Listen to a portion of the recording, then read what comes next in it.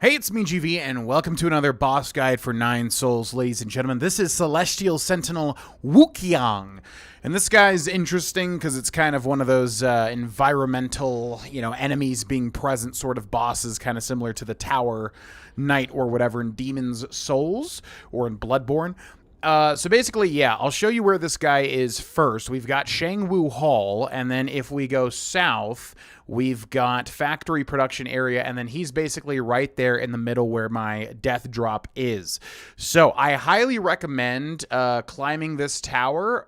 It might be this elevator here that gets you to this specific spot, because this is a heck of a lot better of a way to get down to this guy, as you will see, and then also kind of gives you an advantage against the enemies that are in this particular boss fight zone. In addition, here is my build. Basically just have the Avarice and Cultivation Jades for extra XP and money, so that doesn't really matter. And also the Steely Jade, which means when we put the talisman on an enemy, it will always blow up. We still take damage, but yeah. And then here is my build as well. Basically, as usual, just focusing on damage and trying to go for Tai Chi kick stuff. But yeah, I mean, it's one of those types of games where you'll usually get everything eventually. It doesn't really have that big of a build differential. So first thing you want to come down here and do is kill all of these archers, because yeah, these archers are what's going to make this fight difficult. And as you can see, one charged attack with my current build and everything will instantly kill these guys. So that's pretty easy. And then he gets a free hit on me there, little punk. So we're going to try to deflect and not do any of that there. Okay. So once you kill all of those archers, now you can fight this guy one-on-one. And what this guy is that other spear guy, basically. I forget, because obviously a lot of these bosses are very similar to other bosses. They just give them new things. So yeah, this is a guy that's very similar to another boss we've done on this channel. I don't remember which name it is. But yeah, basically he's thrust with his spear, which is really hard to deflect because it comes out really fast. He'll also kind of do like an over-the-head hit, which is much easier to deflect. And I think like follow it up with like a, upward slash or something, which is easier to deflect as well. And then he'll kind of rush across the screen, so you can kind of get behind him, use that moment to put a talisman on him in order to deal some damage. But he'll also do a green charge, which is always what you want to look out for, because you can tap A to jump and then L1 to Tai Chi kick, or do the skull kick, which I think is this, in order to interrupt him and deal big damage. Want to make sure to use your arrows as well for free hits. And yeah, the only thing this guy gets that's new as far as I know is he'll jump up and do a red charged slam, which I guess you could hyper parry. I really don't like it because the timing is very weird with charging it up.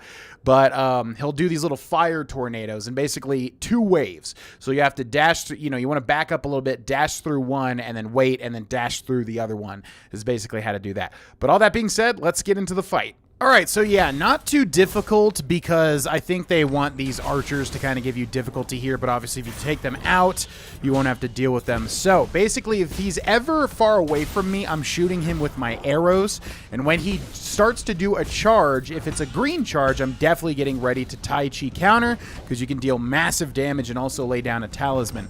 Now here he did the other type of charge where, yeah, these fire tornadoes will come out, and they go to the ends of the map, so obviously you want to dash through one, wait a tick, dash through the other one. Outside of that, he has the same moveset of the other guy like this, so just quick thrust, which you definitely can try to deflect. However, it might be better to just stay away from him because it does come out really fast.